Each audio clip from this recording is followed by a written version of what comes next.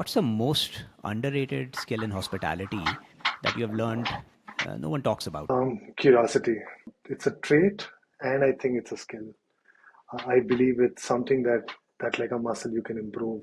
I don't think enough hoteliers are curious. Curiosity of this may not work, but let me find out. The industry is essentially kind of works on the army kind of principle, right? You have a battalion of people who report into somebody senior who reports into, and there's this hierarchy. By and large, it's top driven. You have the big stuff happening at the top, and then it's execution, execution, execution. And then just get told what to do. I think very few have flipped that and said that what happens if I let somebody at the front line decide what should be done tomorrow?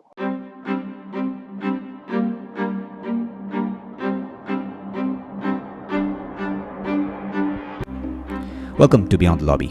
I'm your host, Animesh Kumar, and my goal with this episode is to help you make better decisions as a hotelier. My guest today is Prabhjot Bedi, founder of Eclat Hospitality. Prabhjot has spent a good chunk of the last 25 years working at Taj in front office and revenue operations. He then moved on to help dozens of hoteliers optimize their revenue strategy, hire top-level executive and managerial talent, and conduct service audits to understand the loopholes in their guest experience. In this conversation, you'll get to hear Prabhjot talk about what he has learned about common blind spots that hoteliers fall for, how to build a culture of resilience and curiosity, and how service recovery is key to a great guest experience. So, Prabhjot Singh Bedi, you've spent 2 decades in hospitality, started your career at Taj, Yes. and moved into Eclat in hospitality consulting. If I could give you a time machine to go back, what's one day you would go back to that you would want to relive? I think the day that I would lovely go back to is me going to Taj Lake Palace. It's one of the prettiest properties on earth. It's beautiful. And there is this little drop that comes in when you go from the city towards the jetty. And as you go down towards the jetty, the palace comes in view. It's in the middle of the lake. And just knowing that I'm going to be part of managing that, I think made me feel very, very special. It was a lovely day knowing that, well, all the hotel management hard work will probably pay off now. Right. Where is this property? Udaipur, Lake Palace. Udaipur. It's called the Taj Lake Palace, Udaipur. Got Absolutely it. beautiful. Yeah. How did working at Taj shape you as a leader? And how did you transition from starting off at the front office and becoming an industry leader, now helping many hoteliers run their operations? How did that happen? So I'm going to break it down into three things, right? The first was the education. I think very blessed to go to IIHM Aurangabad, which is also known as the Taj School of Hotel Management. Absolutely brilliant faculty. They were practicing hoteliers from the Taj who came in and taught. They weren't typical teachers. And I think stuff that they kind of ingrained into us, just drilled into us, still exists even today. The second part was working at the Taj. Um, I think learning operations from a group that does it so well kind of adds a lot of value. But again, I think I was very lucky to work with a couple of managers who would let me get bored and then try something new. I think that was more critical than just learning how the Taj does things, right? And there also the experiences were very varied. So I had some managers who've not been so open, but some managers who gave me so much space. And I think those managers kind of gave me a glimpse of what I may actually enjoy further on in life. Right. I think they allowed me to take on projects. I mean, and some of them were so kind to say, "You look bored. Here is something for you to do." Right. And the last bit was almost making sure that you've spent almost 10 years. You're kind of sure this is not for you. Right. And I think that is also critical because it's very easy to keep second guessing when you try to do something of your own, Right. specifically when you're a first timer, like you have a family who's always been in services and stuff like that. So then it becomes a little tricky because you're not sure whether you're taking the right step. But I think the last couple of years, made it very simple for me to actually exit and start something on my own. What was that one thing that made you think, yeah, yeah, you know what, I'm going to move on and I'm going to get out of Sure, professional I have. services and go into starting a business of my own? Yeah, I mean, the business is also professional services. It's not like I do anything different or Sure, unique. sure. But I mean, there are two. But let me share the one that is the closer to the truth, and we'll see how it sounds, right? Okay. So I was very grateful to work with Mr. Subir Bhaumik. He was Chief Operating Officer of Luxury Hotels at Taj, and I worked with him closely to open the Taj Chandigarh. And huge respect for him. He's one of those guys that every hotelier looks up to. One of the first general managers of Taj Mahal Mumbai, and just a legend in his own right. So, developing it and working closely with him.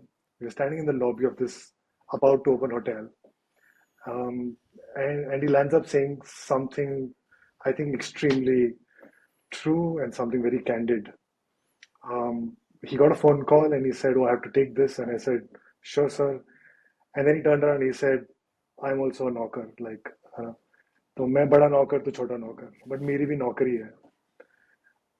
And I don't know why, but that really kind of, I mean, it kind of flipped something in my head, Yeah. saying this is what I wanted to be in 30 years, Right. right? I mean, this is the man I wanted to be ultimately.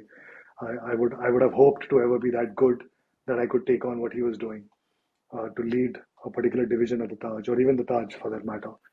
But I think that word kind of got to me.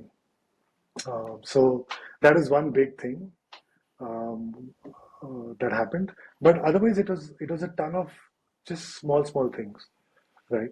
Um, the ability to start something new was there. The Taj was very kind. I was part of the concierge team. I was part of the first revenue management team. I was part of the first palace services, butler services team. So they allowed me to do so many things that it kind of gave me the confidence that I'll probably be good at this, right?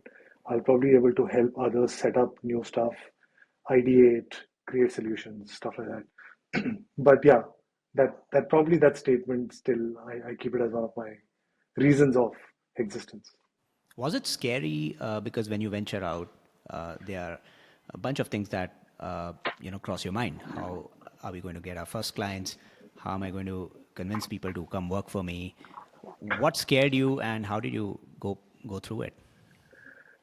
Yeah, so all of that came by reading the books.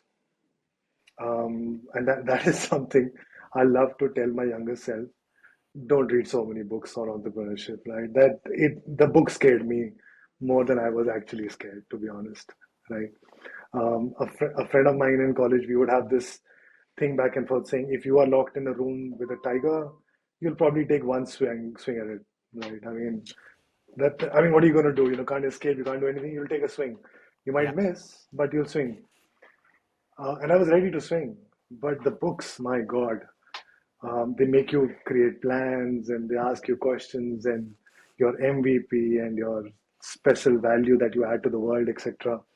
But luckily, it was pretty easy. I don't want to make it sound very difficult.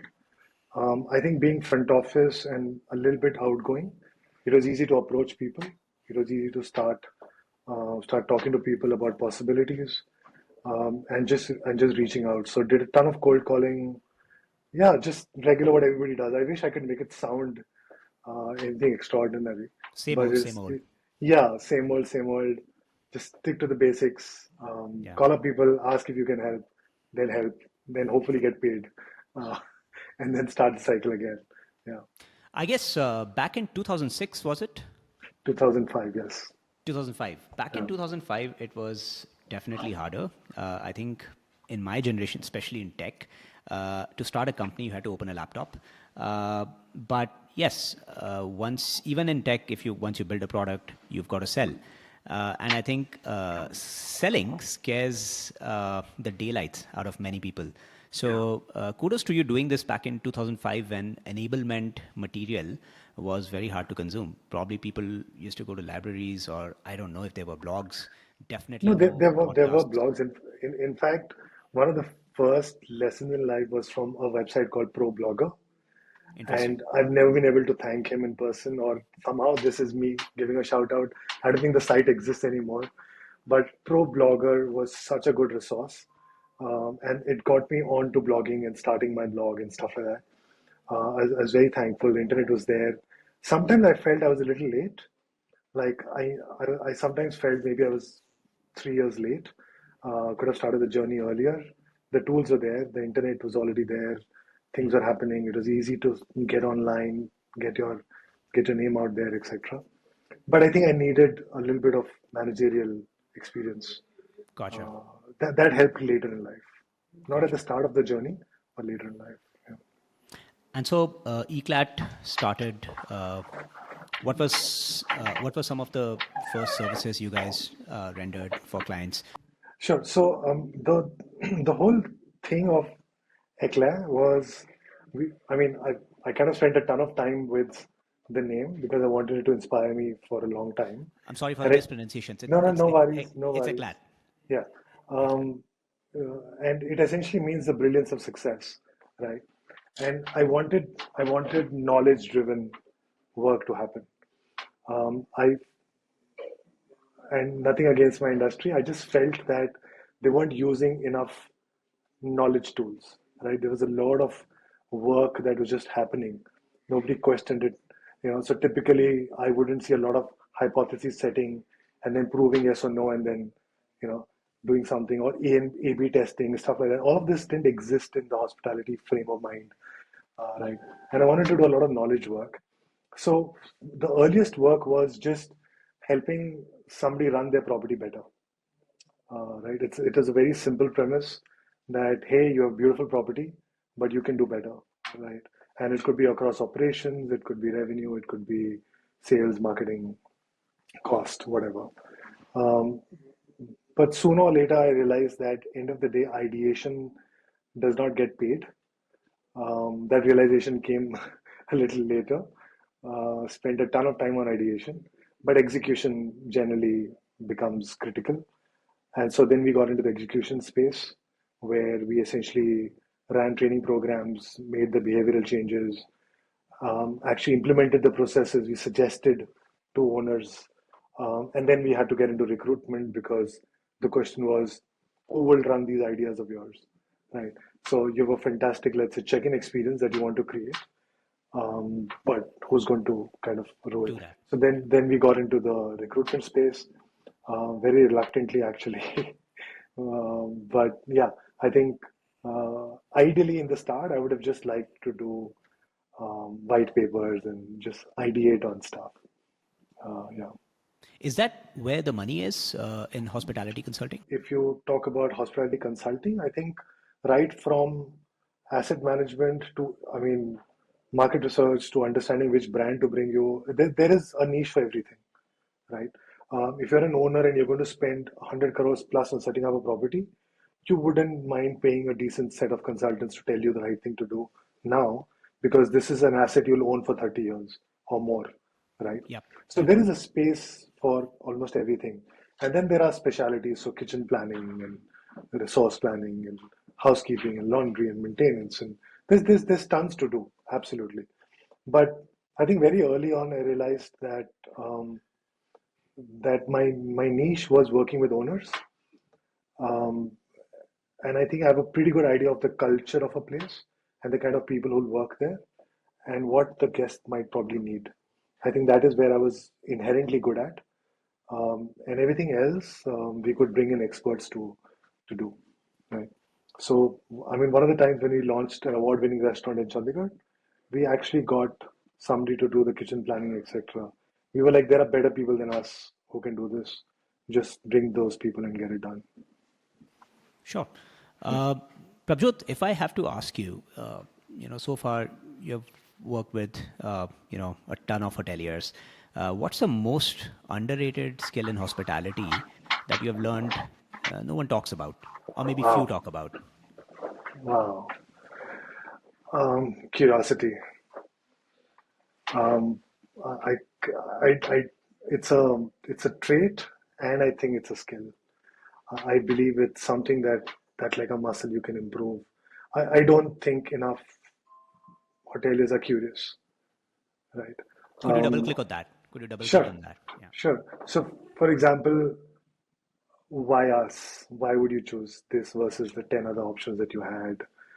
You know, how often do you come here?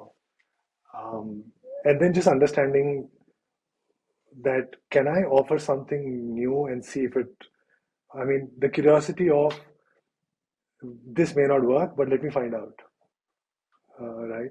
So the industry is essentially kind of works on the army kind of principle, right? You have a battalion of people who report into somebody senior who reports into, and there's this hierarchy, which is now breaking. Obviously, I'm talking the old chains, etc. But by and large, it's top driven, right? You have the big stuff happening at the top, and then it's execution, execution, execution, right? And then just get told what to do. Right. I think very few have flipped that and said that what happens if I let somebody at the front line decide what should be done tomorrow, right? So the dish of the day. I have 1,000 examples to give, but I just think that most hoteliers aren't curious enough. Um, and generally speaking, there is a bias towards not being wrong rather than break things more fast. The tech world has that. A lot of startups have that. You actually learn a lot more from stuff that doesn't work than from stuff that works. And we take it a little. We're a little conservative. We take it a little safe. You don't want to try something which a guest may not like, but there's no foolproof way to find that out till you don't do it. Right. Do you think? So I can think of an analogy in the financial world, right? Sure. So fund managers Right. are they act the way they act. They take decisions the way they decide, is because of market pressures, right? Sure. Uh, so you'll often see a lot of fund managers, they are forced to sell when they shouldn't. And I believe hospitality, if you think about it, a lot of owners, right, aren't actually running the properties. They are No. either hiring companies to run for them, Yes. and these general managers, they are professionals, they are graduates from business schools, right? Yeah. And they want to perform according to a certain benchmark in the industry. Yeah. So it gets, for entrepreneurs like you and me, I mean, we just go and swing the ball, right, or swing the Yeah. bat. Yeah. And we just make sure the batting average is high, right? Yeah. You miss some, you hit some. But do you think that's the problem, that if more hoteliers, I mean hotel owners, were running their properties, they would be doing better? Is that the problem? And if so, then how can these professionals who come out of business schools, who are general managers, some really good, but some struggling to be good, what could they change, and how could they adopt this mindset? So first, let me kind of spend a moment on the word better. All right. Better would be defined by the brand or the owner. Got Right. it. So for a particular owner, more revenue is better. Sure. The service is fine. Whatever we are offering, it's absolutely fine. Right. Yep. You don't have to work too hard on it. Get SOPs better. Just make the process even more efficient. Can we do it with lesser people? Can we reduce costs? Just get revenue in.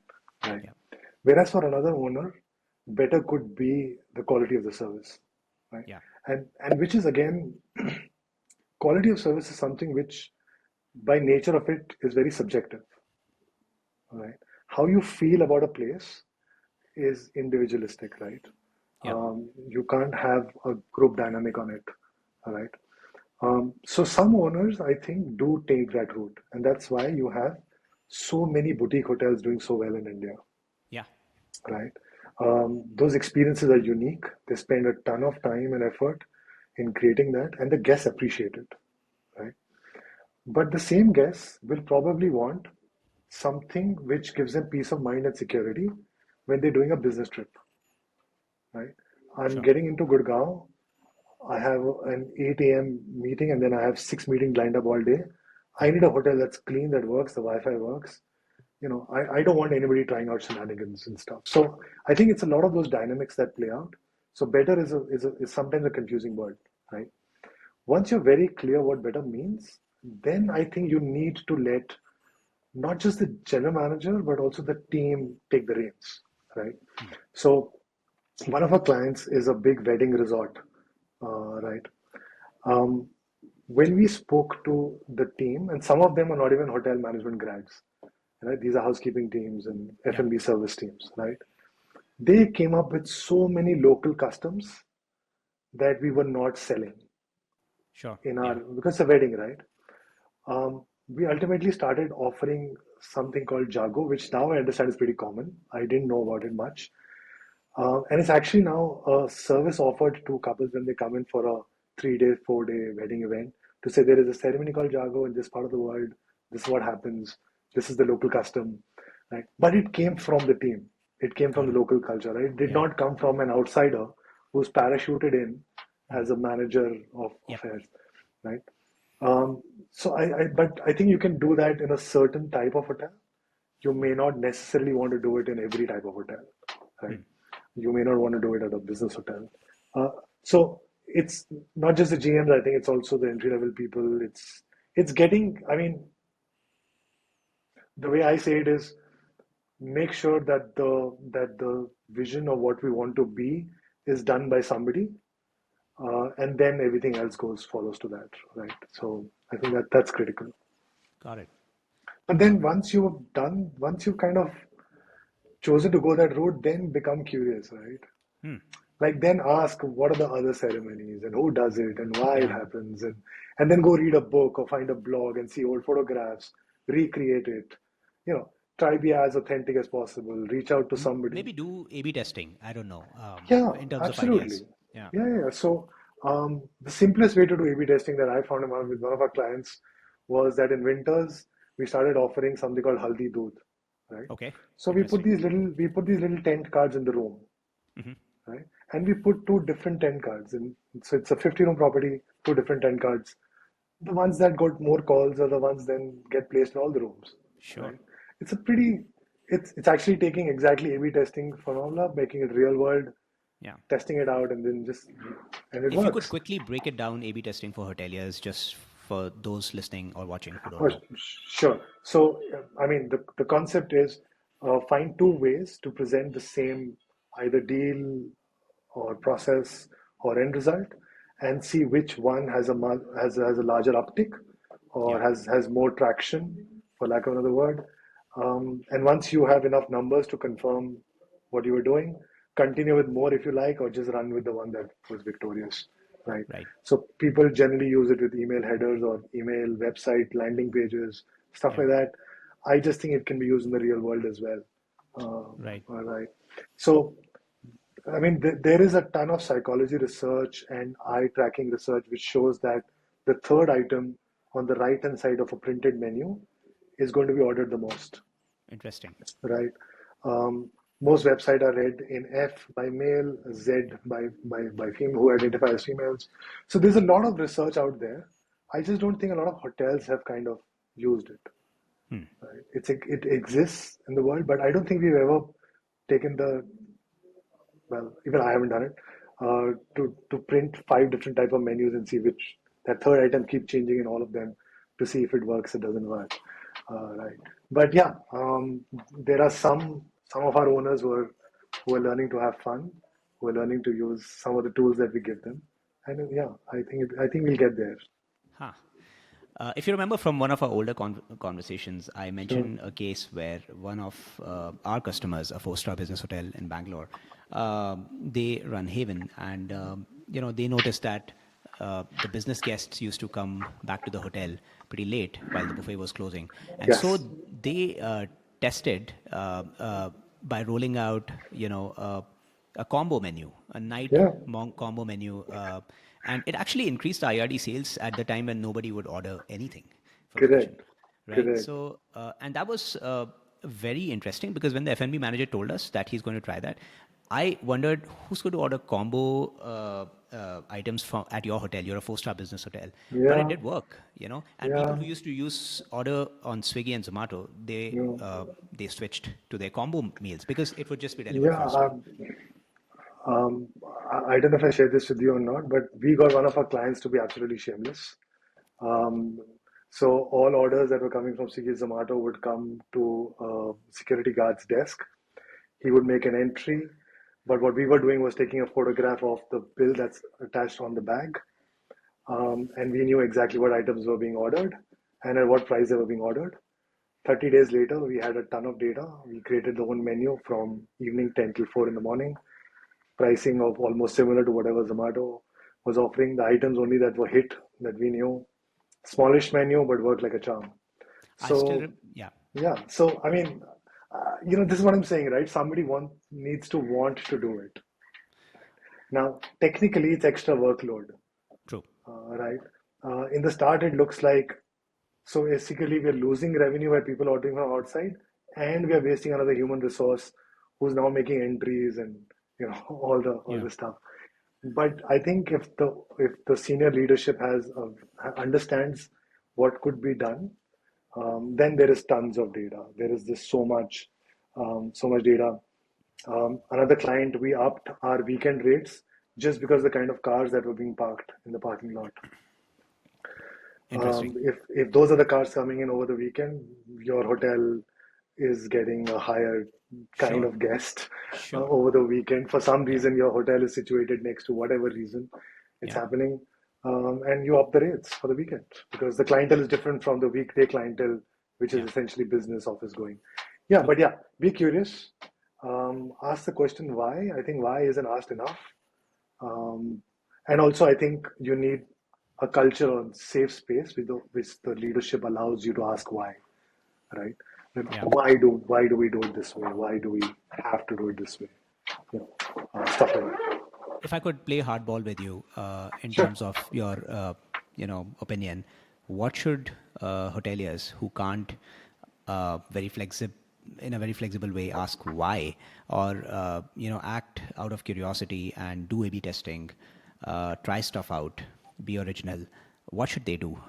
Is there a way to convince management, or should they just move on so that they could actually do better at other properties? What would you recommend? Sure. This is something an owner once told me, right? And I thought it was an amazing lesson.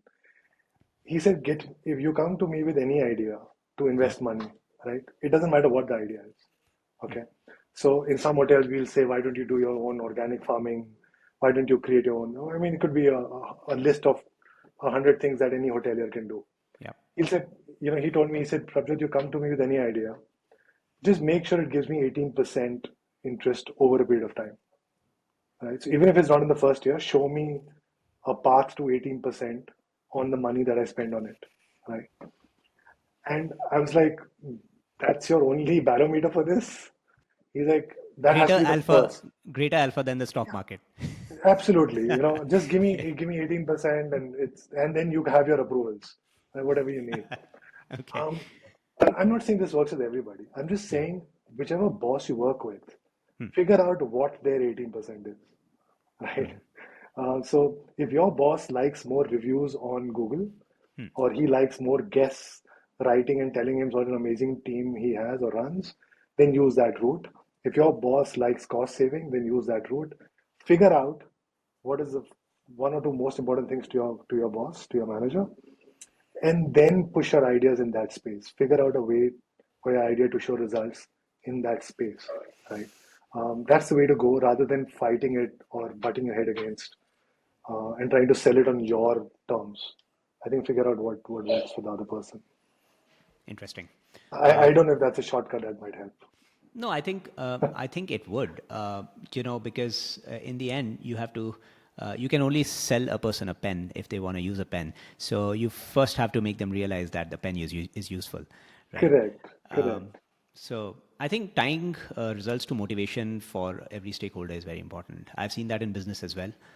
Yeah. Even when we So, sell, frankly, telling you, when yeah, we do enterprise selling, not just in hospitality, in any other business, when we do, we have a champion who is actually pushing the deal in the enterprise, right? correct, So the way we correct. sell is when I sell to the champion saying, hey, your company's profit's going to grow by this much percent, it doesn't entice him. He doesn't care about that, right? He cares about his promotion. He cares about his goals and targets. So Absolutely. I need to sell first to his aspirations, and then I Correct. need to tie it back to his boss's aspiration, which is probably Correct. the organizational aspiration, and Correct. then the deal pushes through and goes through. So I guess it's the same thing. It's selling in the end of the day. Yeah, a simple hack is figure out their KPIs, top three KPIs for anybody, Yeah, and then make sure your solution talks to one of those KPIs at least. got it. If it doesn't talk to even one, you're not getting an audience. Got it. So a general manager, regardless of their background, if they come from sales or not, is a salesperson. End of the day, has to be one. I mean, so yeah, so essentially speaking, top line revenue is, I mean, it is something you can't kind of hide. It's there. It's pretty easy to map. It's pretty easy to see how you're doing against your competitor, etc. There are other parameters like RevPAR or revenue per available room or average room rate, etc., which can be played with for various ways. But pure revenue, right? How much is coming into the bank can't be played with. And it's a pretty easy tool to work out. Costs are again something that can depend upon occupancy, the kind of menu that you have. There's so many permutation combinations. So GOP can be played around with, but revenue can't. Revenue is, if you have a budget to meet, you have a budget to meet, right? Sure. And if you are going to suggest anything that's going to take away from that possibility of a revenue budget being hit, you're not going to get approved. It's not going to happen, right? But there are other KPIs. Voice of the customer is pretty strong. Most hotel GMs will get measured on how they're doing on the customer engagement, or I don't think NPS is great tracker in for our industry, but at least reviews, etc., or whatever customer sat that they have. Employee sat is becoming important, not very critical at the moment. You can get away with it. It'll become important in the future. But voice of the customer sure is, right? So if you can go to your boss and say, hey, this is going to get us better reviews or more happiness with maybe little or no cost, you'll probably get an audience, Got it. right? Um, it's the simple things, to be honest. It's honestly the simple things. Hospitality is essentially a no-brainer, to be honest. It's not rocket science. Speaking of employee satisfaction, Prabhjot, um, what is one thing that hoteliers miss about hiring or retaining great people? I mean, uh, hospitality industry is uh, is plagued with attrition, right? Sure, Attrition here, attrition there. So, what's one thing sure. they miss at retaining great people? Okay, if I don't say this out loud, my entire community will hate me for it. So I'm going to say it first. Increase the salaries. Okay, just across the board, we need better salaries, specifically for entry plus one, right? I think it's almost ridiculous that some of the places offer half of what a Zomato delivery partner gets per month. And these are educated, sometimes 4-year degree course holders, Wow. etc. While I understand the logic of it, which used to be given to us as well, which is, you have what is called as knowledge, but not real world skill, and you need to pick up that over a period of time. And hopefully, if you're good, your income will go up non-linear fashion, right? So a good general manager will get paid 3x, 4x of an average general manager. It'll happen. But I think the young ones just don't want to wait for 10 years, 12 years to get paid. So that's a critical part of it. Fix the salaries for sure. Right. The second part of it is I still think companies are struggling with how to identify good and great talent. Right. Um, a lot of the jobs are so-called people are replaceable. So if somebody doesn't turn up for shift, you just have someone else do it. So it doesn't really matter if A turned up or B, the room will get cleaned, right? Yeah. But it's only when you know someone over a period of time is when you know both potential and also long-term challenges. But I think the parameters there are still very interpersonal and better tools need to come in. Today, kind of, I mean, most will agree with me that it depends upon what your manager thinks of you. Got it. Right. Yeah. It's not. I mean, if a manager came up with a list of top three, top five in his department, very few will be able to challenge the how of it. Like, how did you arrive at that? I don't think it's a very scientifically done thing. Huh. What are some of the alternate industries? If I could tell you that somebody coming out of a hospitality school, right, probably wouldn't jump into tech Yeah, because the bar is higher, yeah, greater, the delta in the sure, skill set. sure. Where do they go if they switch? So retail is big. Does it Anywhere pay where better? you Does it pay much better? much better, much better. The hours are better. They're kind of generally fixed, Hmm. right? One of the biggest complaints you'll have about hospitality is hours aren't fixed, specifically in the food and beverage and the kitchen areas. Um, while I say this, I must call out some companies who are doing a great job. All right. So there are some companies who started offering 6 offs in a month rather than just one a week. So it used to be 4, it's gone up to 6. Some are telling me it'll go up to 8 very soon. A lot of hotels have tried to kill something called a break shift. That means people would come in to do lunch service and then take a break for 4 hours and come back for dinner service in a restaurant. But their entire day is kind of gone. Like you Yeah, literally can't do anything for a middle and three it's just hours. spread out. Yeah, yeah. So some of them have broken away from it and they only have straight shifts, etc. So while pockets of it have tried to do it, I think the number of hours, working hours, is still a concern, right? And I think retail solves that. A retail store has an opening and a closing, generally speaking, right? You won't have too much. Offs are much better, blah blah blah. Salaries are much better for sure. But I don't think you need a 3 or 4 year degree to do retail, Sure. Yeah. right? I still think that a ton of people go there because the opportunities in the industry aren't great. It's not something um, that they would like to do if they enjoy hotels, right? If you talk to the hotel management institutes, and we work with a lot of them, the number of people, and we did this was a very anecdotal little test that we did. So every hotel management student has to go to 6 months to a year to do an internship, right? It's part of the curriculum, and you have to go to a hotel or a restaurant. If they came back and you asked them how many would go back and work for that company, upwards of 90% don't want to, Wow. Why right? is that? Exactly, right? I mean, that's the question that the industry should be asking. Why is that the internship experience is so poor that they'll happily work for any other brand except that one, right? Which is a complete kind of 180 to what major companies do with their MBA interns. They'll try and make the internship experience so good that you become Yeah. their first choice employer ultimately, right? Or they know that this person is not for me, like either or. But so I think the internship experience is a problem, and you have tons of people figuring out this may not be the industry for them, because you're pushed in the deep immediately and you're made to do menial tasks, etc., which nobody tells you about when you join the program because it was sold as management to you. There's the word hotel management, right? Nobody tells you that you've got to clean up, you've got to set trays, pick up, used material, stuff like that. So retail is one, facilities management is huge. The customer service is again another big one. A lot of people will move there.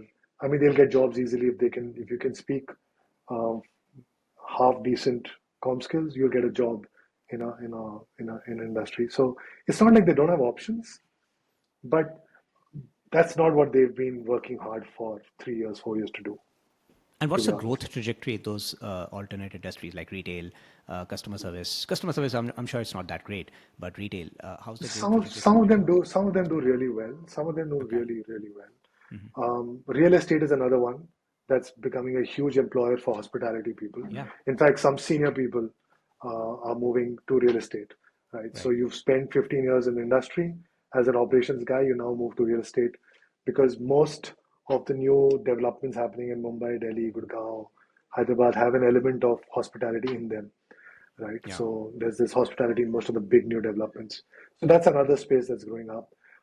I think you can do well for sure, but very soon you'll hit the store manager kind of whatever that designation or level is, and then you'll get. I mean, you'll kind of fight with all the MBAs, right? So sooner or later, if you want to grow up in management, you'll have to go and get your MBA degree. You'll have to get your Hmm. management degree. Um, so that I think hotel management guys learn after end of 2 3 years that, oh, I should get another degree to top up, get my MBA. Otherwise, I'm not moving up. Whereas in hotels, you could literally do well with just a hotel management degree, right? All the leading companies, including the Taj, spend a ton of money on training and development. Right? They send you to some of the best schools, IIM Ahmedabad, Bangalore, Harvard Business. So, they send all their top performers to all these colleges to learn while they're working. So it's taken care of. But I think in the other industries, you're going to compete very, very quickly if you rise up with people who are from the management background. How's the what's the input in these institutions, the hospitality schools and the hotel management colleges? What is it like? Are the numbers decreasing? And do you think hospitality degrees are going to become obsolete by in any way? Yeah, so the numbers are decreasing for sure, right? COVID was very, very bad for the industry. It was bad for everybody. People got laid off. There was crisis. I'm not really going to get into what owners could have done because each would have their own reasons to Sure. to manage their business. The Tatas were great employers. They reduced salaries, but they didn't fire anybody. I know other companies who did that, but I also know companies who just, shut the hotel, let everybody go, didn't care, stuff like that. And the students who try to do their degree in those 2 3 years genuinely can't pick up jobs because they haven't learned anything. They've been sitting at home, and hotel management is a very real world exercise. So I understand their frustration as well. While I understand HR frustration, that how do I give a job to somebody who is learning hotel management via a Zoom call, right? Right. So, I mean, it's a chicken and egg problem. I don't know how to solve it. But I think COVID was very, very bad for the hotel management education industry as well. There was a big drop in numbers, and it'll take time to get that faith back into the system, right? Most people see other opportunities, lucrative opportunities. Um, I also think today, I have a young daughter. I actually don't think education is that critical. I mean, a structured education, right? I don't think it's that critical.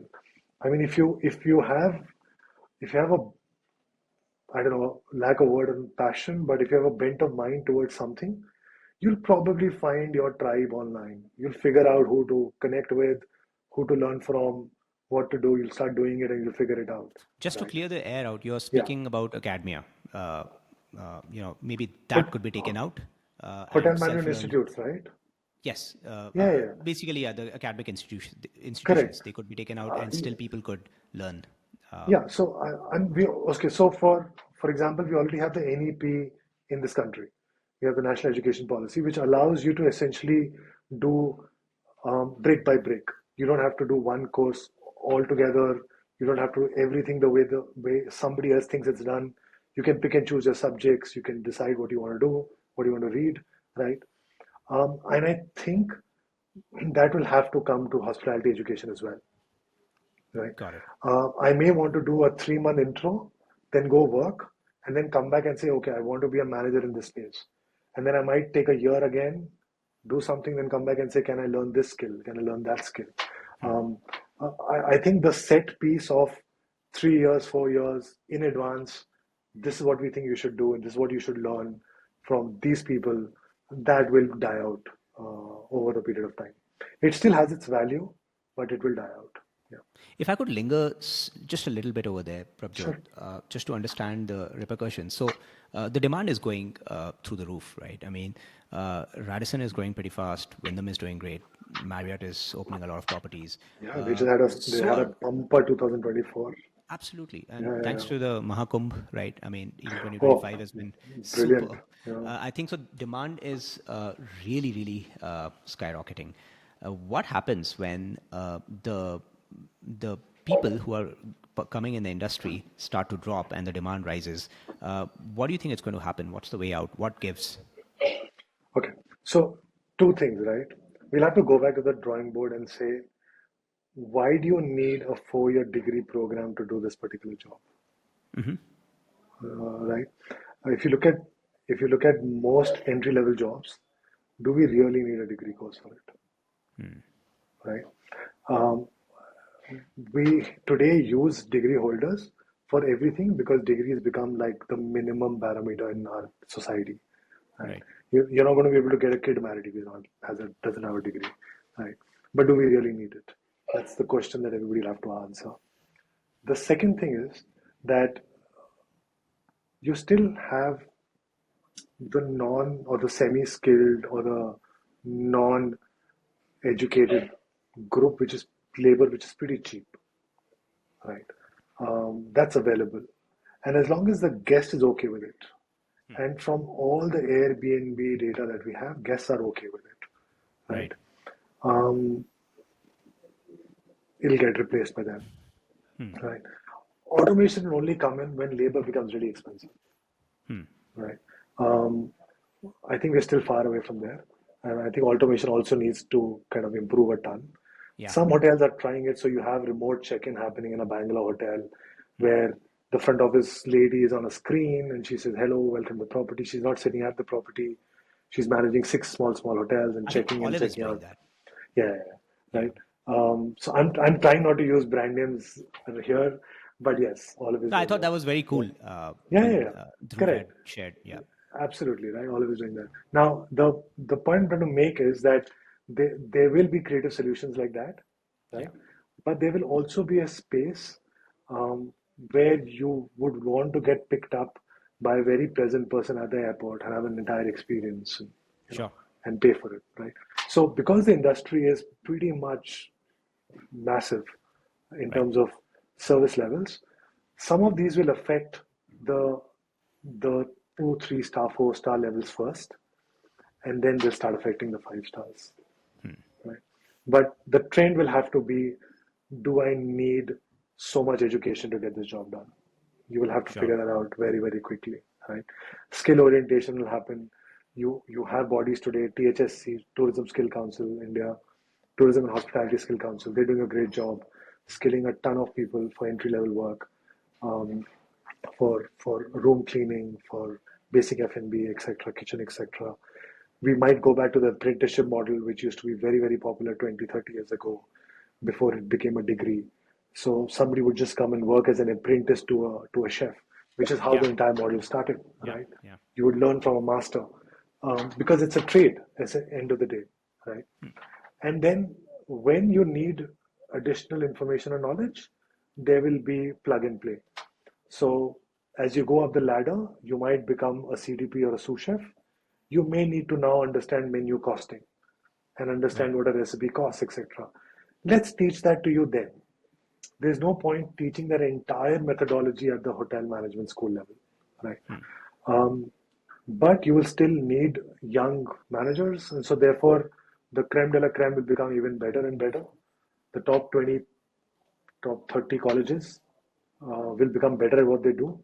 The average and the mid colleges will have to figure out to either become skill oriented or up their game. Yeah. You How cannot be mediocre anymore in the education space. I agree. I agree. Yeah. How do you uh, how do you guide hoteliers who come to you and say, Prabhjot, I am facing a lot of trouble hiring quality people. How do you help them? What can they do? So, first, generally speaking, very few will ask that question, right? Most will say, "Here is what we need," right? And then we need to start asking, saying, "What happened? Where does the previous person go? Why did you lose out?" Etc. Etc. Um, but but a lot of them have kind of started answering the questions now. They so, for example, we would have a tough time explaining why the employee experience matters as much as the guest experience, right? Um, it- Actually, within the industry, the top brands do such a good job of it that to some of us it was a shock that others weren't doing it, right? So, I'll give you a small example, right? In most leading five-star hotels, you will have a lovely back area. We call it heart of the house, right? It's a lovely term. It used to be called back area ages ago. Now it's called heart of the house, and I think I love that town. But it's actually clean and it's actually beautiful to walk into. And you go to your locker rooms, and they're nice locker rooms. They're pleasant, right?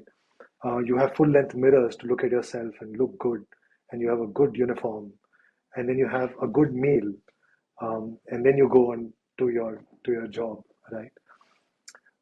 The minute you step out of those top some brands, this experience really like falls, right? Some places may not have a cafeteria, they may not have a proper changing room, they may not even have a mirror probably sometimes, right? And I think most hoteliers are now getting it. They are figuring out that this can't be the employee's responsibility. He or she can't get dressed for my hotel from wherever they're living. It could be 2 hours away, an hour away, right? So it's becoming important, but still there's a big gap. The top brands do a fabulous job of it, right? In fact, in some places, you'll get a choice of cuisine, right? As a hotel staff. Now, when you go to the staff cafeteria and you can have a pasta and a salad or a soup, um, you go back feeling a little better than what you would felt, right? So I Sure. think that is happening, and I'm very grateful to the brands who are doing it. You know who you are, great job, but the rest are getting there. I think they're figuring out that the employee experience is going to be very very critical. If they don't have a good job, um, I mean, if the owners or the leaders don't do a good job, then they have so many options, right? Uh, in fact, some of them may not even look for an option. They might just stop going or working, but they'll want they'll want those things. Yeah. Yeah. Uh, I uh, I could relate because I've been to a bunch of hotels for training.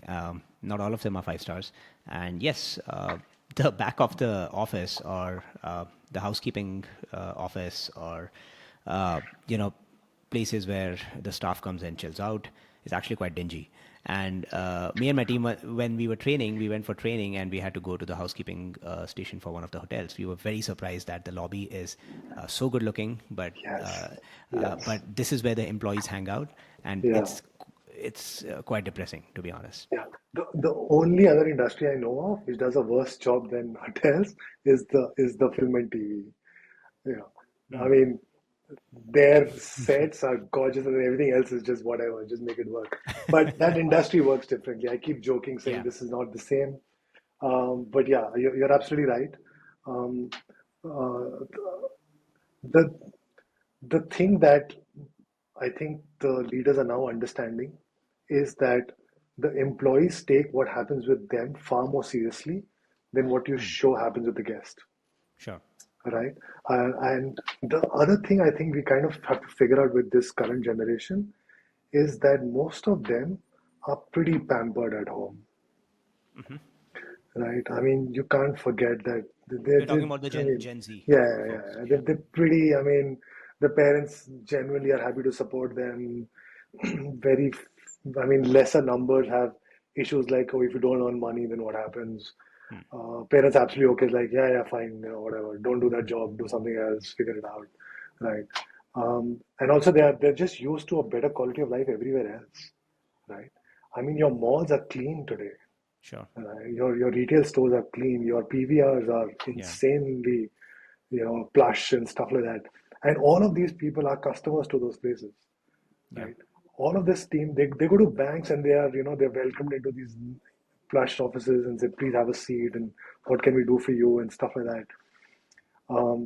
They're spoiled for choice with all the apps in the world. Everything is delivered to them, and then you've got to come and work at something that looks like that. It's a big problem. Agreed. What is service recovery, Prabjot, and why should hoteliers care? Oh, yeah. Okay. So essentially, this started off as a side thing. So there's something called the service paradox, right? And like I said, I love reading about all the research in the other fields and trying to see if it works. The service paradox is pretty simple. Let's say you kind of work with two brands, let's say two banks, right? And over a number of years, bank A never makes an error with you, right? So every time you deposited a check, you got the amount. Every time you took it out, everything is perfect. The bills were coming on time. Everything is perfect, right? Whereas brand B or bank B, over the same period of time as bank A, made three errors, right? They either made a log entry or your ATM got stuck or whatever, right? But in all the three cases, they landed up looking after you really well, right? So they apologized for the ATM getting stuck and then they upgraded your card. Let's say they made it a little better.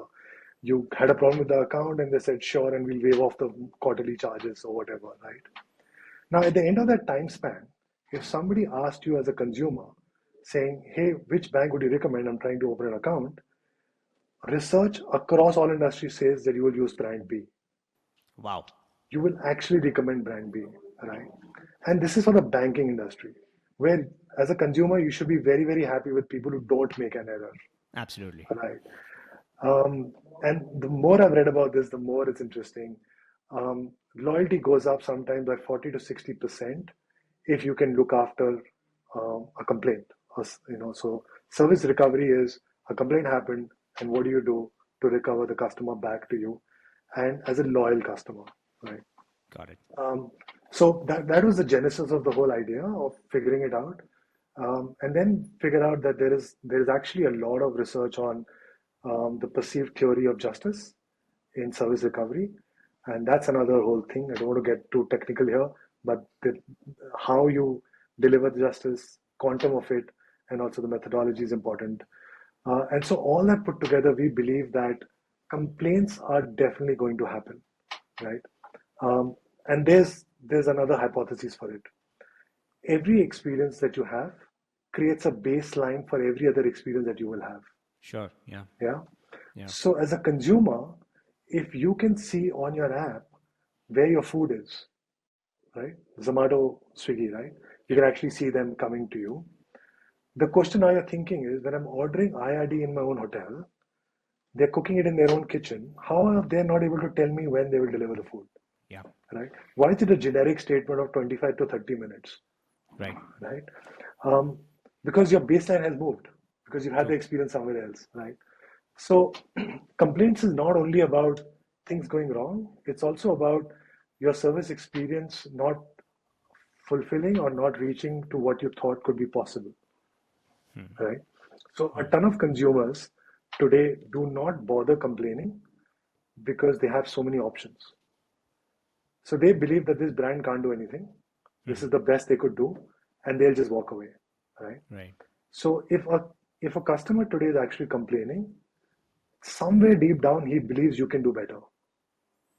Right. And so now you have an opportunity to show to that customer that you can do better, Yeah. right? Double And down then on that. win him on life. Correct, absolutely, right? Yeah. So one of the simplest examples that we are setting up for our clients is that it is possible to have a fabulous SOP to clean a room and make a room, right? Okay. It is still possible that you may have a human error where somebody forgets to put a hand towel in the bathroom, right? It's possible. Yeah. Should not happen. Let's put great processes, etc., etc. But with the current staffing issues, you can't get every room cleaned and checked by multiple people. It'll happen, right? Sure. Whenever it happens and a customer calls and says, I'm sorry, there's no hand towel in the room, right? If your standard said put one, now when you're going up, carry two with you, right? Interesting. And the minute the guest opens the door, apologize, but also offer to go and place it in the bathroom. Just don't Okay. hand it to the guest, Got it. right? We've seen this little difference, service recovery, right? And like this, I can tell you multiple examples. But the whole Right. idea is, if you're getting a complaint, then here's an opportunity because the customer thinks you can do something about it. Let's do something about it, right? So that's just the base level of service recovery. But we're actually suggesting that service recovery should become um, an institutional knowledge, right? So every complaint gets mapped in the system, and over a period of time, you should be able to relook at your processes, at your training, to reduce those type of complaints, right? Keep having new complaints because that just makes sure that your guests are getting excited about new and newer things. Right. But similar complaints should come down, whether that's equipment related, machinery, people, processes, whatever you need to fix it, right? And at the same time, because you are logging all this down and creating incidents, you'll probably be able to also create solutions for your new staff, right? Right. So imagine a situation where I'm at the front desk, somebody calls and says, hey, my TV is not working, right? And I can Right. actually just enter the code for TV not working or just pick it up from options and it tells me what to do, Uh-huh. right? Because in the past, A/B testing, in the past we tried out 3 or 4 different things. This is the one we think we like, so offer this first, right? Sure. So if it's if it's if it's a simple TV not working, then can I send a technician? It'll take 10 to 15 minutes, etc., etc., right? Hmm. But if it's a day of a big match, then offer them a complimentary beverage at your restaurant and say the match is streaming there, right? Interesting. Because it's Interesting. not, yeah, he's not, I mean, he's not interested, he's not checking your equipment whether it's working or not. He Yeah. wanted to use the TV for something, right? The guest. So I think thinking about it in those ways changes the whole approach to complaint management and service recovery. Right. Um, and we also feel that the minute you start thinking about one type of complaint, we've seen where we are trying to do this with our clients, the team just starts talking about other complaints as well, saying, okay, sure, thanks for this, but what happens if this is not working? And that becomes proactive planning, Yeah. right? Things could go wrong. Let's just do a list of everything that can go wrong, and hopefully it won't. But if it does, you kind of prepared for it, right? Wow. That's Yeah. quite insightful. So kind of a holistic approach to service recovery, um, and hopefully it'll improve reviews. It'll add value to to the guest experience, and something that I saw on the Haven app, where solve the problem before he leaves. Right. I Yeah. mean, I mean he's going to tell somebody. Sure. Yeah. So if he or she is telling you, then you're lucky. Yeah. Hopefully he won't tell other people, or he'll probably say it happened and great job, they solved it. Yeah. But yeah, let's do it before they check out. You give them a chance to just yeah, help you out before you leave. Uh, Correct. like you said, flips the sentiment with the guest, right? Yeah, I mean, so one of the team members asked me that guests always complain about traffic at the front desk, and I said that is why we do so much bartender training, right? The bartender can't fix your life, Yeah. but he's learned to listen. True. Right? He's just there. He's not going to be able to fix your financial woes, your family, whatever. Yeah. So there are certain things that you cannot take as complaints. Like, what are you going Sure. to do about traffic outside your hotel, right? Um, but what could have been cool is that if you're getting a ton of people Hmm. complaining about at a certain hour, etc., you could probably proactively send them a note saying, if you're going to travel between 4 and 6, please be prepared for traffic log jam, right? Right. It's the same logic they use in medicine where they tell you it's going to hurt, Yeah. I right? think when you The, expect something's going to happen, yeah. something bad's going to happen, it decreases the impact of that bad thing that Also, is going to happen to you. I mean, I've asked medical practitioners why they do it. I remember the old doctors not telling you when they were about to jab you, but today they tell you the amount of pain you might Yeah. feel. And they say there's enough research to show that that's better, right? And for pain management. Rather So than just shocking you, they just prepare you and correct. then, So, yeah. if it's going to rain, just tell people it's going to rain at your hotel. So you are expected to rain and tell them to carry something. Yeah. Interesting. So, service recovery, just to sum it up for people who are listening, uh, lean into going out of your way uh, to improve a bad situation that's been reported. Yeah. Secondly, don't obsess over being perfect because anything that goes off is a chance for you to actually build more loyalty. Correct. Actually, if people want to take away something from this, then above and beyond is a phrase that I absolutely love, right? Um, just make sure that each of your processes, um, let's say you're doing a process for check-in, a checkout, etc., you have above and beyond, and specifically for people who are unhappy. So make sure that everything that you do, as a manager, think about if something goes wrong, what can I do which is above and beyond here, right? Got it. Force yourself to think creatively. It's not just a discount, right? One of Sure. the biggest lessons that we learned from a cultural study is that South Asian cultures actually don't want discounts, right? They had the money to pay you for your service. Right. They wouldn't be staying with you if they didn't have the money, Hmm. right? So if somebody spent 20K per night, your 10%, 20% discount is not helping them. They're not, that's not what they were Sure. there for. They were there for the perfect experience, right? So I think if you're dealing with South Asian cultures, please be careful about throwing discounts at their face. Discounts. It upsets people more. Uh, think creative, get your team together and say, yeah, I mean, I run this with internally, colloquially, ask the question if, your aunt or a husband got upset at a wedding, what would you do? Right? Think Right. creative, and then you'll go out of the way saying, oh, no, no, I'll get this, I'll do this, I'll do that. Yeah. And your team will have the answers, trust me. They will. That's great. Uh, let's switch gears a little bit, Sure. Prabhjot, and talk a little bit about leadership. Just pick your brains a little bit on that. So, what's something that you used to believe 10 years ago about leadership that has changed and you don't believe it today? That you should have all the answers. I genuinely, oh my God, when we were in hotel school and then early in my career, I would look at my general manager as just like a demigod. Gods. Like how does he or she know everything, right? Right. I don't want to name anyone because I don't want to say that others were bad or whatever.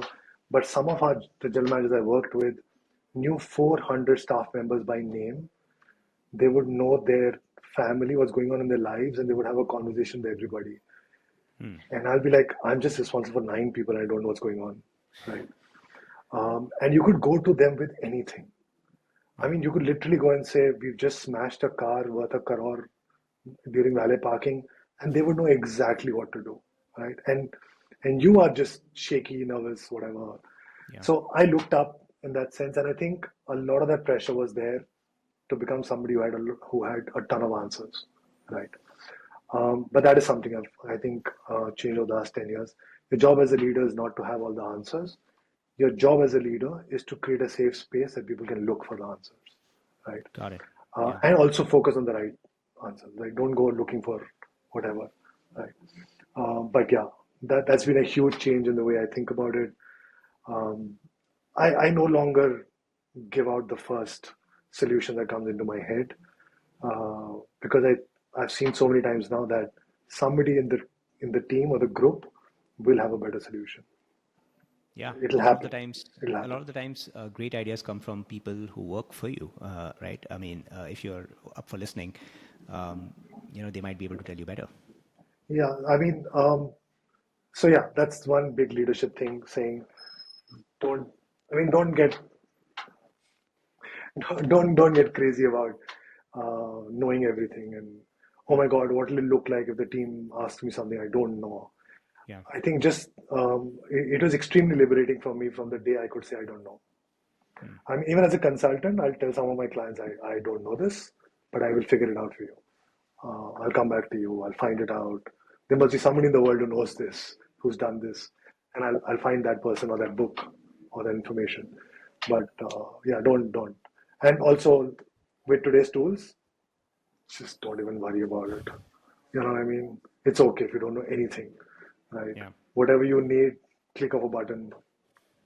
There's enough information out there in the world.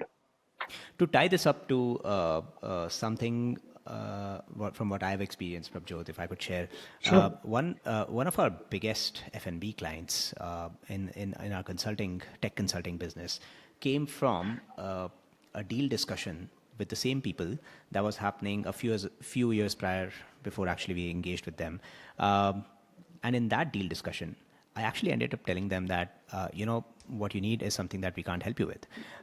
Being very honest about it. Yeah. And when that opportunity was up for grabs, we were really excited about it because it paid really well. It meant a lot Yeah. at the time. Yeah. And I remember we were in the room discussing how we're going to do that. Should we do this? Should we just learn on the job and just Yeah. execute it?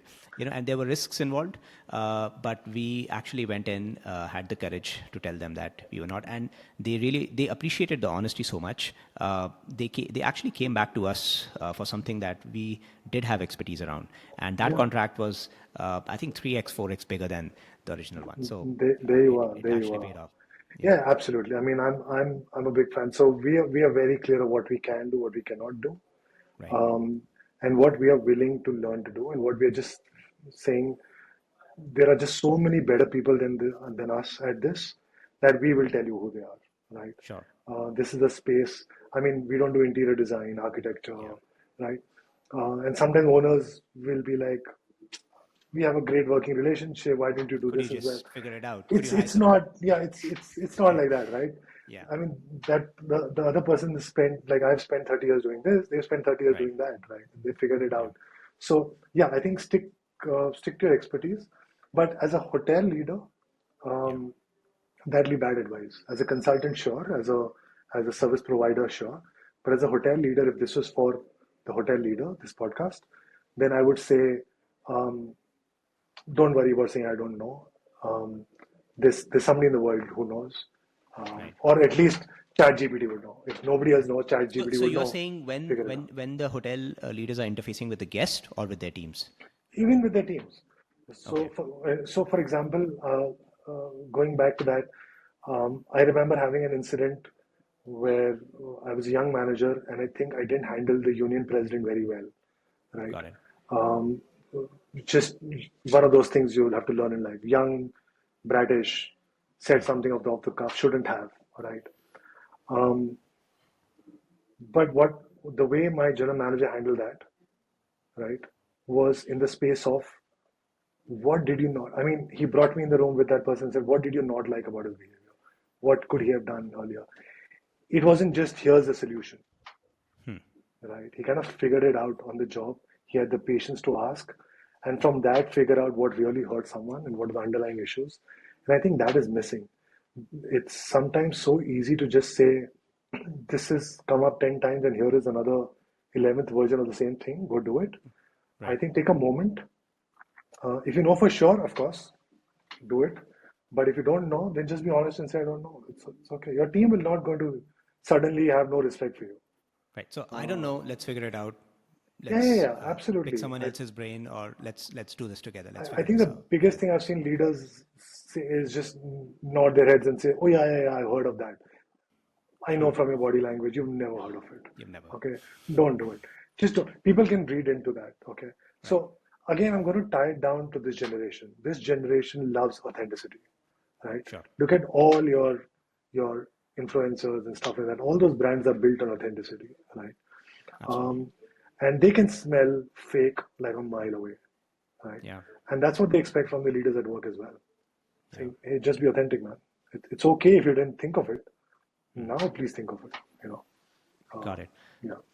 To digress slightly, and on a funny note, what do you do when your team member crashes a crore worth of a car or 100,000 worth of a car? How do you So handle that? one of the first times I realized in that incident, one of the first times I realized that a legal document is only valid when two people sign it. Uh, didn't even think of that technicality. So apparently a valid ticket is not a valid legal document because only my valet has signed it. You as a guest have to sign it too. Wow. I know. And also, anything that's printed on the back of the valid ticket holds no meaning whatsoever. Right. Right. Um, if you are a hotel where such cars are coming, um, you've got to fix it, right? Right. You cannot hide behind a legality and say, "Hey, we said we'll only do 10x or whatever, right?" Of this. Make sure your service providers are insured. Today, when I work with clients and they outsource their entire valet services to specialized companies, we definitely check their insurance and stuff like that. Long drawn process, but make sure you help your client uh, because somebody who owns that kind of a car can also do a ton of damage to your brand in terms of local community and stuff like that. Right? But Right. I'm telling you, um, I mean, stuff like that I think should just be taught more often than waiting for it to happen. Hmm. Right? I just think young duty managers should be told, hey, this can happen. It's happened in the past. Here's a YouTube video of it happening at the Meridian in Delhi. Uh, take a look, and now let's do a role play on what would you do if you were the manager on shift. Right? Right. Yeah. Um, most of most of your learning as an early manager in a hotel is just because it's happening around you. It Wow. is ridiculous how much you have no clue. Like your college didn't even talk. This was never even brought up in any session ever. I'm sure. Yeah, but yeah, I guess that's also the charm of it. But I think it can be done better for sure. Yeah. What's the fastest way to kill a team culture? And for hoteliers who care, what do you advise for them to build a great culture? Okay, so we have this thing of saying that I'm just trying to make sure that I phrase it correctly, right? Uh, Most people or leaders work on the philosophy do as I say, not as I do, right? Huh. Whereas the opposite is true. People will do as you do, not as you say.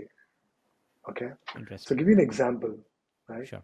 You are a manager, you walk into the lobby, and you see a piece of trash on the floor. If you've walked up to the phone, called housekeeping, and told them to come clean it, you've already set your culture, Yeah. right? It's done. It Yeah. doesn't matter what the SOP says. It doesn't matter what you say in the employee town hall, which you're supposed to do every month. It Mm. doesn't matter what you do in the HOD spiel. Doesn't matter, right? A ton of people saw you not pick up that trash, right? Mm. And while I understand that every manager cannot start cleaning the thing, it's about these moments and making them count, right? Yeah. It's about noticing as a head of department, as an F&E manager or the general manager, walking into a restaurant, noticing a guest's glass is half empty, and going and just pouring the water, Sure. right?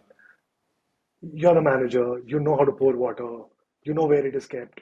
You don't need anybody's permission to do it. Just go pour water. Say hello, pour water, smile. And your team will, you don't even have to make a big show about it. Yeah. Trust me, your team will talk about it. At the lunch that day, they'll be like, "Oh, तूने देखा साहब आए थे Yeah. ये हुआ," right? So I think one of the things about this industry is just do as you want them to do, right? So I tell trainers when they do a guest check-in training program, right? So I tell them, okay, how do you start the program? He says, so we take this training hall, everybody sits, I put a PPT, I say good morning. I'm like, yeah, but do you welcome them into the training hall? And they're like, no. Like, but isn't the program on welcoming guests, right? So why can't you imagine? Just it's all theater, right? It's all play. Yeah. It's all made up. Have fun. So you're the trainer. Make believe this is the lobby. Every trainee who's coming in, if your standard is namaste with a bow, do namaste with a bow. Or say, hey, good morning, welcome to so and so. Come to the session. Welcome them because that is what you want them to ultimately do, right? You don't Yeah. want them to make a PPT presentation to your customers. Sure. That's not what you want them to do. So Absolutely. I think it's stuff like that. It's small stuff. Sometimes I get a lot of pushback. Like I'm a Hmm. big advocate of reservations, staffs sleeping in hotel rooms that they sell. Hmm. You've got to sleep in one of the hotel rooms to figure out how difficult it is to switch off all the lights, right? Yeah. It is Oh yeah. so Oh yeah. irritating, Oh yes. right? Oh And yes. then you wonder why is the guest getting upset. Or sir, button wahi to hai. Get your reservation team to stay, right? But Yeah. also for the upsell, Hmm. we used to, do this. We would let them stay at a suite, and the passion with which they would sell the suite, Right. right? Because they had experienced that sunrise in that suite now. Hmm. There's no GDS description Yeah. to explain that as a SOP text. So I can have what we call as standard text, right? Right. That this is my training for you, and you should say, hey, this is a 500 square feet overlooking the all that. Um, you have no clue, right? You stay in that suite, you see the sunrise, and you're not talking about the size anymore. You're Yeah. telling the guest you're going to have an unbelievable sunrise, Sunrise. right? Yeah. Whereas you go to the GDS and everything starts with the size of the hotel room. True. It's amazing to me the dichotomy, right? In fact, I love to say this. It's not mine. Um, it's it's something which is pretty commonly known. All sales is a transfer of enthusiasm, right? It's your enthusiasm for the product or the service onto the buyer, Yeah. right? Yeah. And we stretch it to everything is a transfer of enthusiasm. A new project, a new process, a new Yep. way of doing things, a new service. If the leader is not enthused by it, if the leader doesn't feel that this is going to be fabulous for my customers, it's not going to be fabulous for the team to again For sure. go further, right? Yeah. So let them experience it, let them have a lot of fun with it. Just do as you want them to do, man. Just Right. stop talking and just Lead by get on example. with it. Yeah, I mean, there are some really good things. I want to call out people who do this. There, Marriott does a great job. They wash bikes of their staff once a month. All the managers will, the bikes will Wow. come in all dirty. They clean them. So evening when you're going back home, you're just surprised because your bike is all clean and nice. A Right. lot of hotels will have managers serve them food in the staff cafeteria. Right. Teach them service. So it's happening in places, in pockets. But as a leader, if you want to set the culture, just do as you want them to do. Yeah. Got it. Who's the most impressive hotel leader that you've met, and why do you think No, no, why do you don't, think don't, they are no, impressive? no, don't, And don't do and that. It's such a and personal thing. It's such a personal thing. Such a personal thing. Really, I'm telling you why I'm saying that out loud. It's yeah. not that I don't want to offend anybody. Yeah. It's just that it's a very personal thing. Um, I've known hotel managers or leaders who are absolutely fabulous at their craft, right? There are F&E managers who are so good that when they tell you that this is what the wine that I think you should have with this particular meal, you shouldn't even rethink it, and that's what needs to Right. happen, right? There are general managers who know their team so well, they look after their team so well, but there are general managers who are just outstanding sales and marketing people. I mean, they have an ability to sell a lakh or 2 lakh per room night like this, right? And Yeah. so it's just that I think if you really want to be a well-rounded hospitality leader, you've got to probably find mentors in all these spaces Right. and figure out, right? I've seen general managers who are great people, but they want the emails printed. I mean, eh, going forward, that's not sustainable, right? Right. So what you need to do is take their people skills and find Sure. somebody else who's kind of a techie and Savvy. Yeah. Yeah. extremely clued on and stuff like that, right? Um, but by and large, the hoteliers that I personally like are the ones who just show me that there is thought gone into whatever thing, right?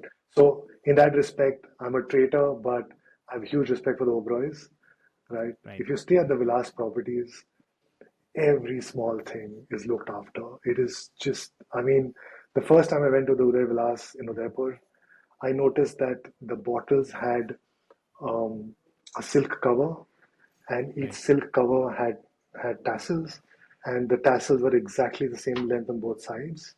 Right, it's not drooping, Wow. and I had to ask, and they were like, "Yeah, that's pretty much what the standards are," and we spend time and effort to do that.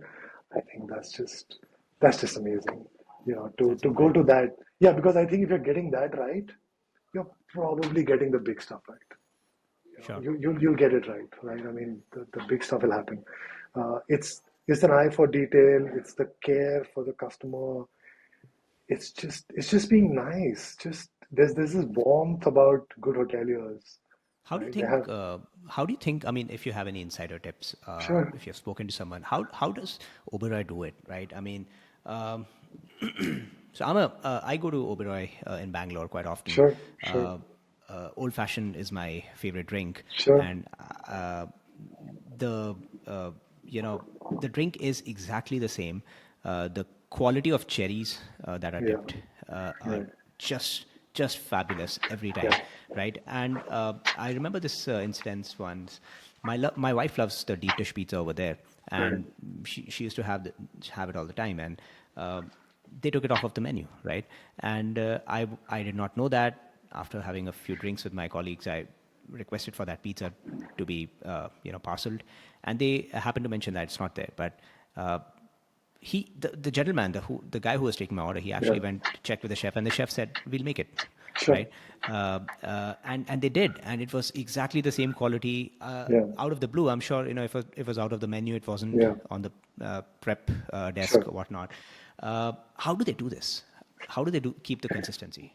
Well, okay. For starters, it starts from the leader for sure. You have to give credit to Mr. Oberoi for just being one of the greatest hoteliers this country's ever produced.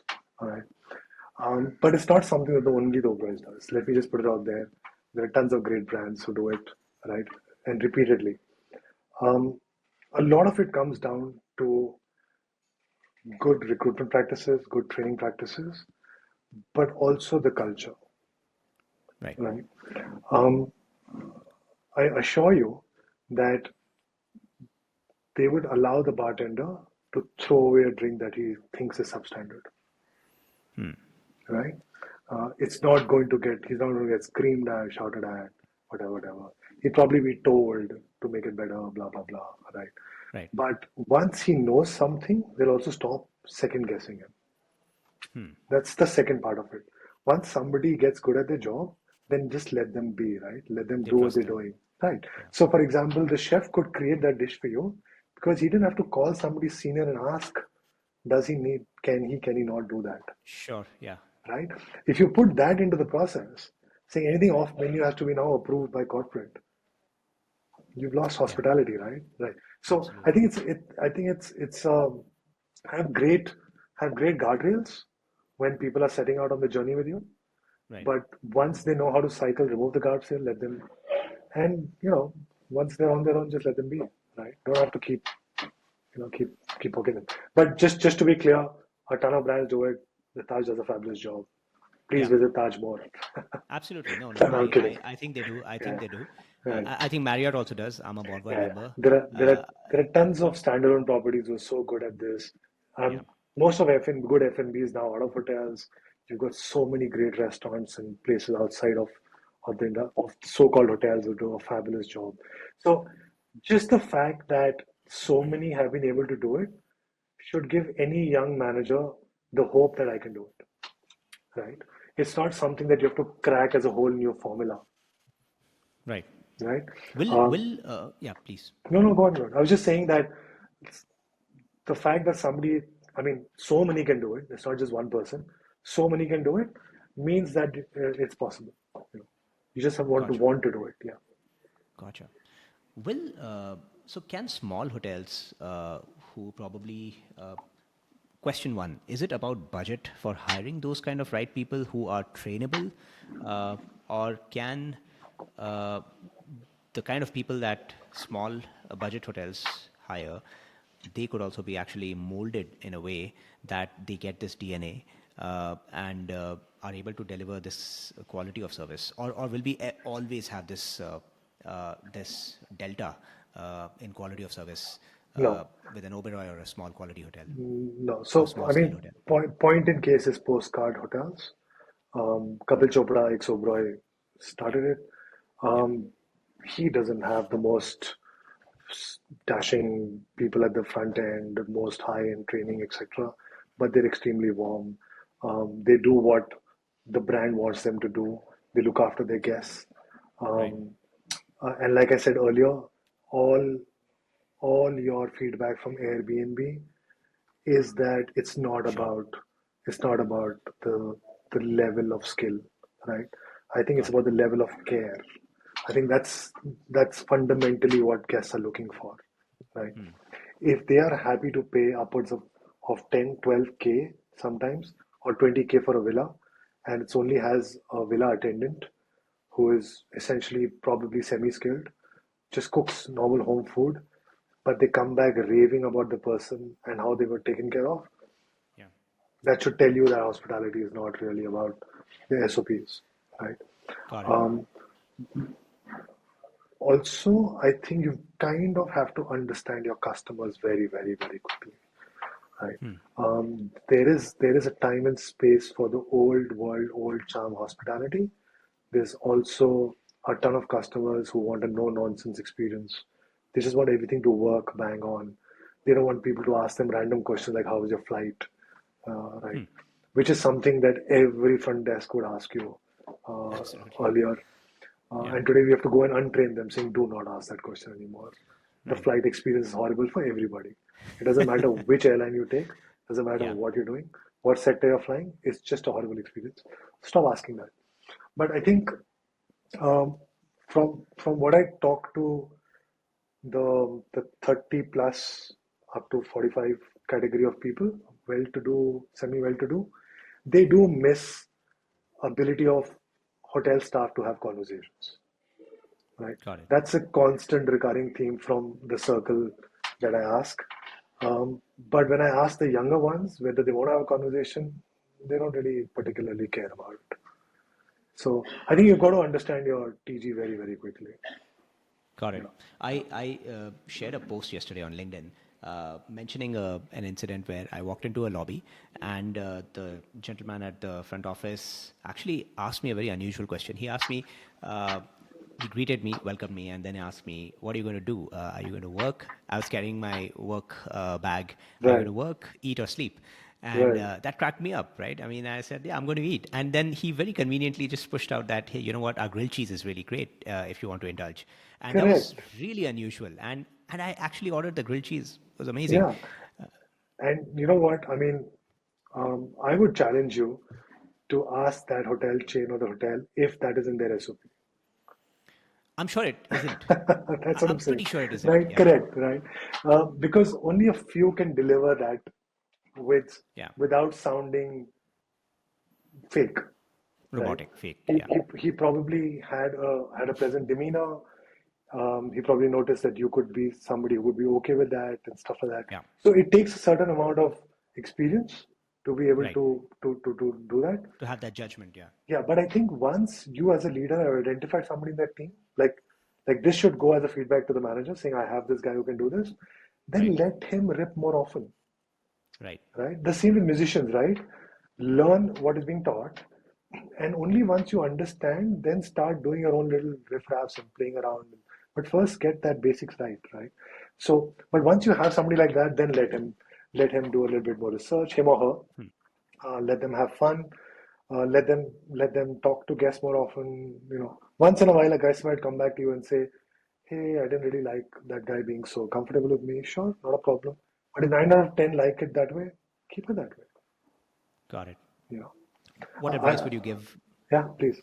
Two. No, no, please go ahead. I don't want to interrupt. Please No, go no, ahead. no, I no. I think was that just was I was just thinking of this barman who picked up magic tricks, okay. and I I, Interesting. I remember asking him saying, "Why?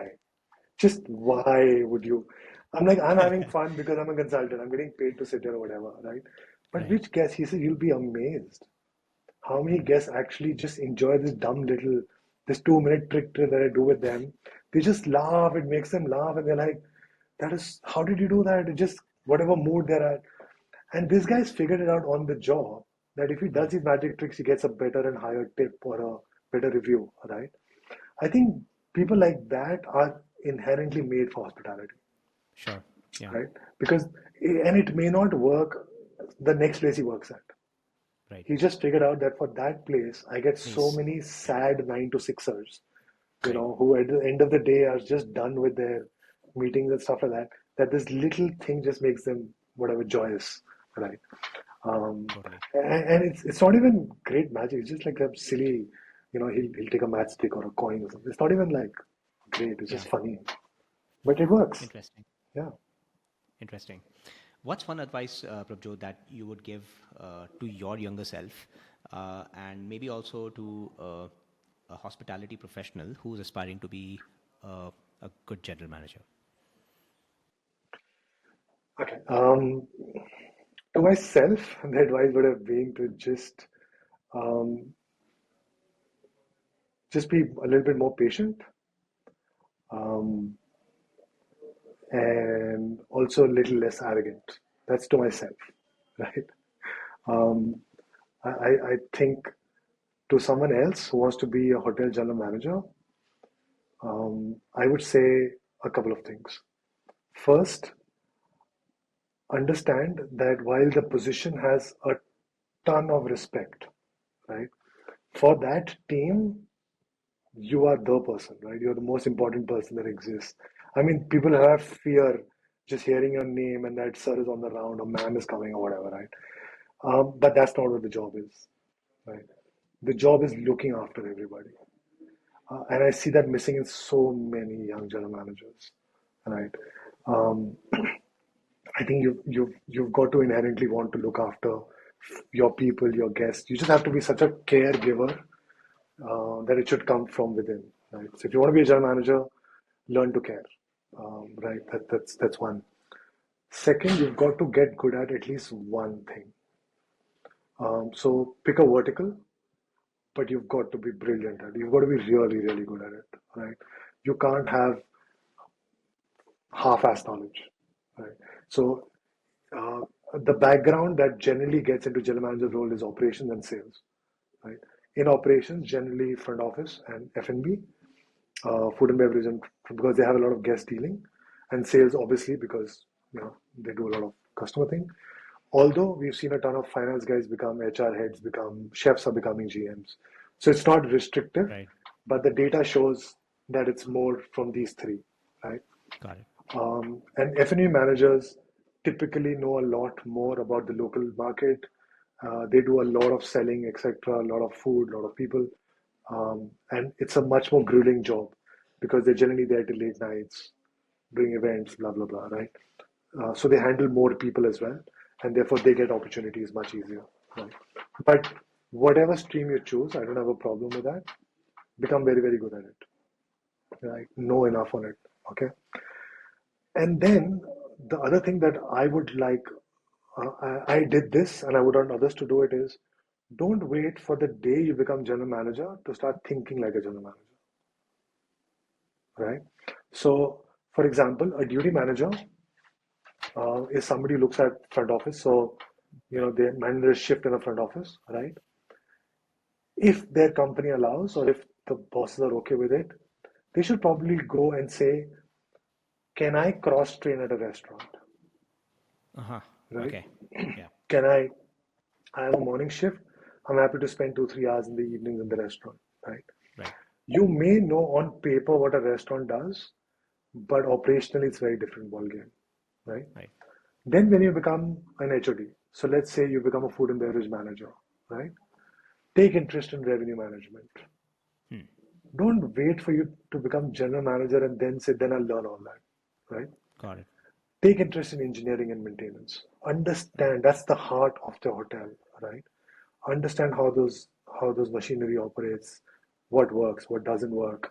Sure. Um, I think that one of the silliest things I've seen people do is expect others to get them ready to become general managers. Okay. It's almost like, yeah, this is my career, but it is somebody else's responsibility to make me a Responsibility. GM, right? Yeah. Which I find absolutely insane, right?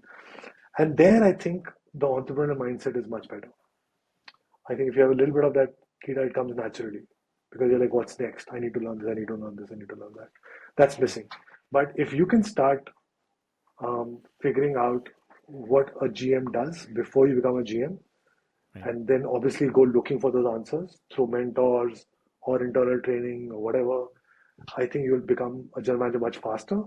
And also, you'll become a better general manager when you do become one. Right. Because the first year as a general manager, the first financial cycle is can be very jarring, right? Hmm. Because you've never done all of those things.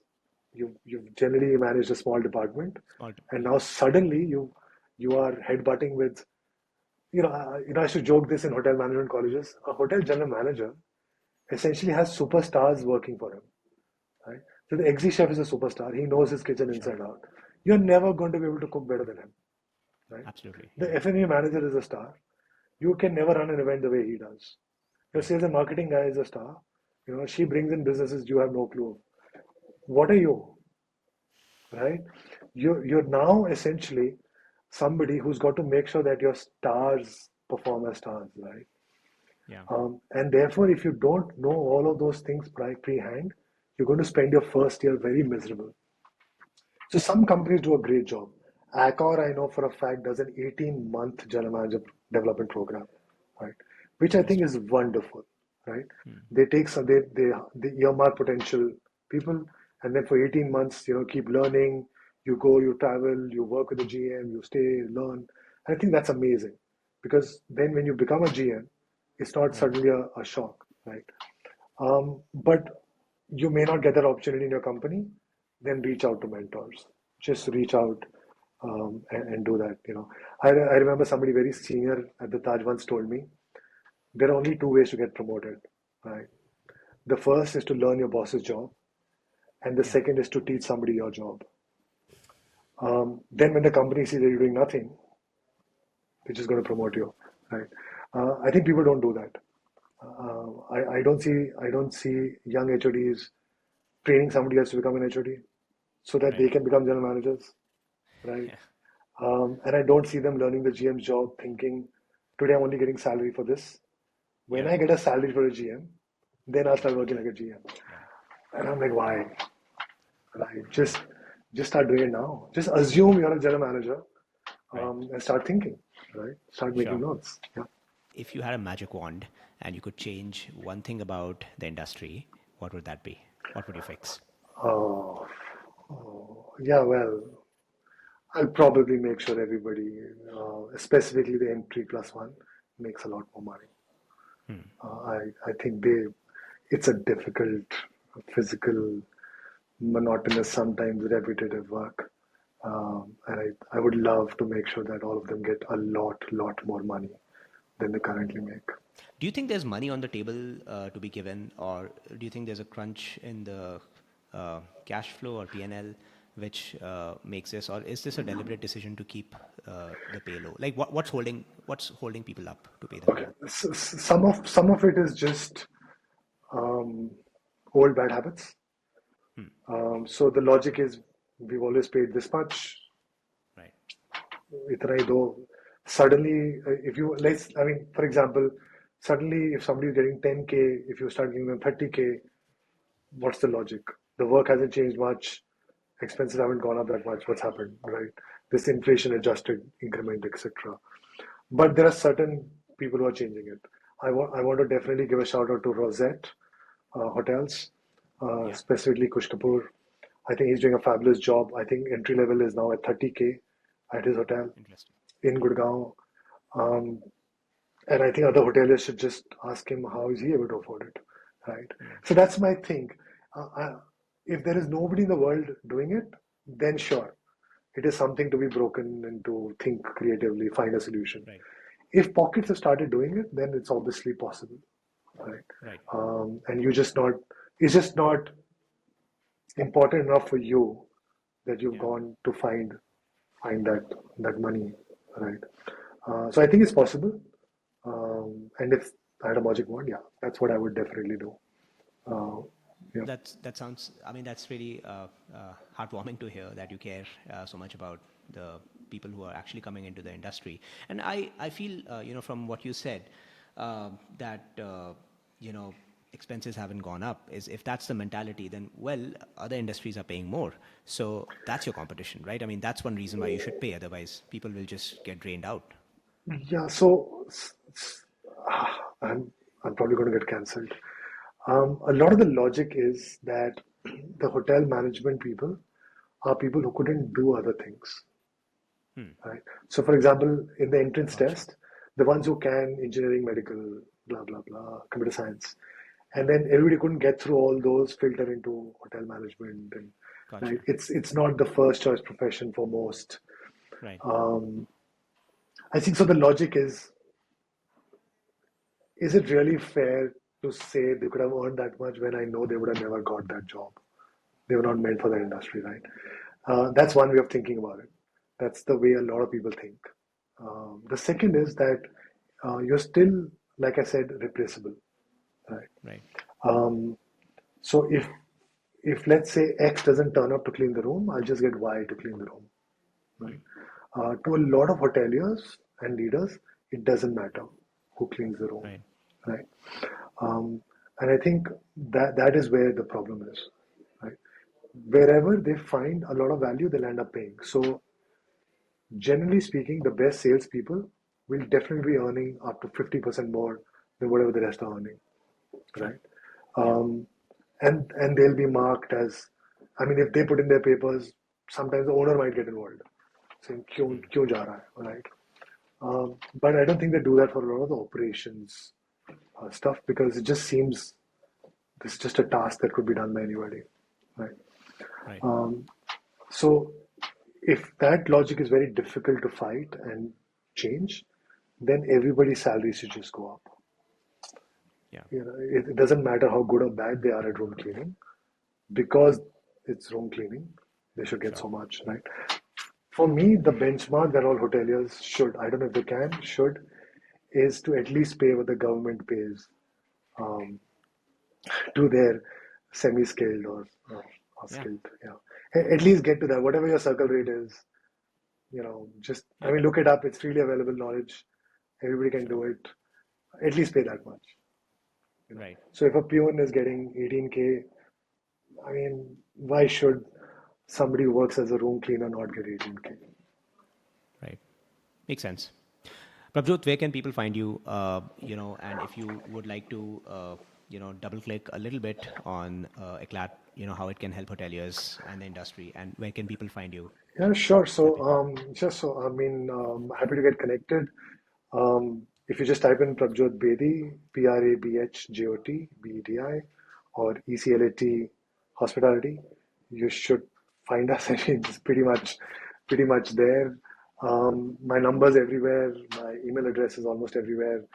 Please feel free to reach out. I'm always happy to connect, happy to answer questions, happy to know, learn. Um, what we can do for you is the basics is we love to do managerial and executive recruitments. So if you have need for managers and above, please reach out. Um, what we really enjoy doing is looking at your customer service experience, and now very specifically your service recovery experience, and helping you put that in a larger scale, like making sure that is rock solid. gotcha. Um, and well, okay, since I have a place, let me also shout out that we're just creating what we think is the first trainers guild in hospitality.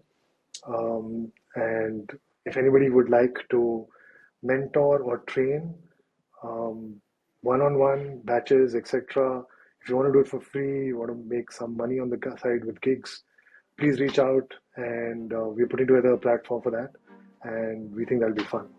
Prabhjot, thank you so much for joining us today, and we hope to have another conversation with you. I think I have a lot of questions that I didn't go through, but I think we have spent quite a bit of time together for this session. But thanks so much for joining us today. Animesh, thanks. You've been so kind, and seriously, this is wonderful. I'm almost tempted to kind of do this myself. So I shall always forever have a little asterisk saying because of Animesh. If that ever starts, it's going to start because of you. This has been fun. Thanks, Prabhjot.